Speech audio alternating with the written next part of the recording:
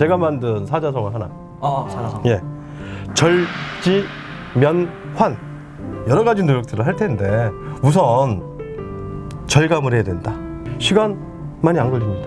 완전히 합법적인 방법이 있어요. 오늘부터 바로 이 시간부터 인터넷 서칭하세요. 면은 면제. 젊다는 이유 하나만으로 면제 공제받을 게 너무나 많다. 세금과 관련되는 거에서 면제 항목, 공제 항목이 한 100여 가지가 넘어요. 중소기업들을 위해서 세제 지원을 위한 그 법령을 모아놓은 거를 조세특례제한법이라고 합니다. 줄여서 조세특례법. 어떻게 알았어요? 저 관세 할 때도 거기 다. 맞아. 전공이 그쪽이잖아, 그치? 특법 할 때. 근데 100가지가 된다면 해당이 안 100가지가 되는 넘어요.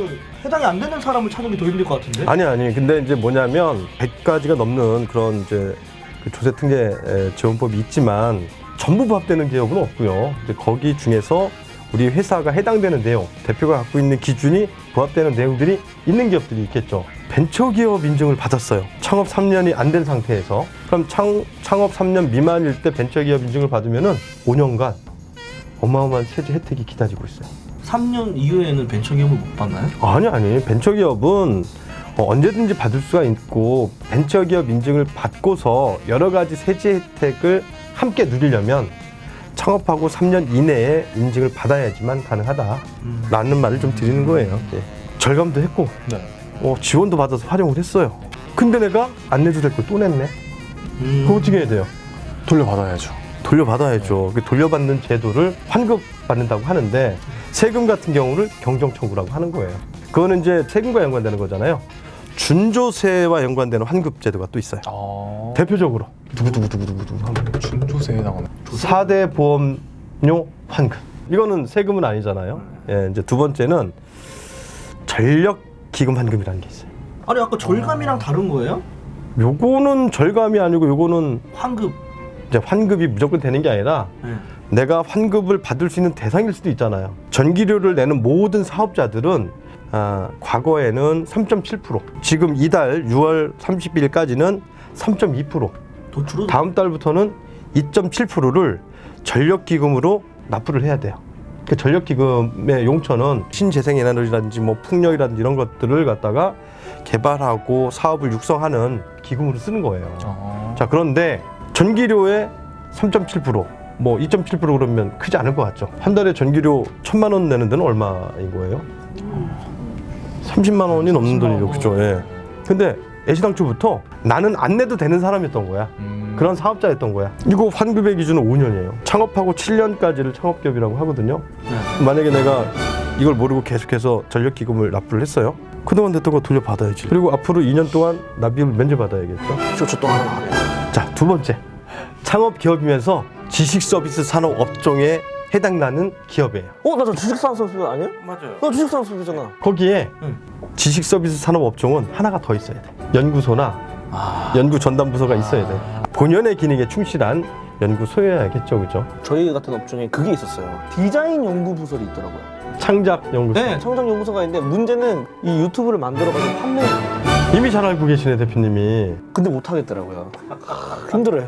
정부 지원 사업을 노크를 할 때 가점 요인으로 작용도 하기 때문에 연구소를 만든 거는 적극적으로 권해드리고 싶습니다. 연구부설 하셨던 주변 대표님이 제일 좀 힘들어했었던 것 중에 하나가 연구 일지를 써야 된대요. 그 사전에 연구 노트하고 연구개발 계획서라든지 뭐 이런 것들을 제출해야 돼요. 그 세제 혜택을 많이 주기 때문에 실태조사를 많이 나갑니다. 근데 급여도 어느 정도 제가 지원이 되는 걸로 알고 있거든요. 보통 연구소 세제 혜택이라는 거는 연구부서나 연구소에 소속되어 있는 직원들의 급여죠. 연봉의 25%가 확정수익에서 공제되는 겁니다. 그래서 굉장히 큰 세제 혜택 중에 하나라고 보시면 되겠네요. 그죠? 이런 것도 있어요. 이제 뭐가 있냐면은 연구소나 전담부서가 있는 기업이 연구개발 행위 내지는 연구소와 관련되는 업무시설로 매입을 하게 되면은 취등록세에 대한 상당한 세제 혜택이 있어요. 그것도 돈이 있는 사람이 되는 거죠. 돈이 있어야 살 수 있는 거 아니야? 돈이 있어야지. 만들고. 또 다른 거 하나는 준조세 측면에서 어떤 게 있냐면은 저쪽 파주 가서 공장을 지었습니다. 농지에다가 공장이나 건물을 지으려면은 전용 허가를 받아야 돼요. 전용화를 받으려면은 농지 전용 부담금이라는 비용을 먼저 납부를 해야지만 인허가가 나옵니다. 두 번째는 그 인허가가 나온 상태에서 개발 행위가 들어가가지고 건물이 지어졌어요. 그리고 건물이 지어지면 준공검사라는 걸 하거든요. 그럼 6개월 이내에 납부해야 되는 돈이 하나 또 있어요. 대지로 바뀌니까 공시지가가 올라간 금액에 대한 차익 25%를 부동산 개발 이익으로 납부를 해야 돼요. 창업기업이면서 제조업체는요 안 내도 돼요.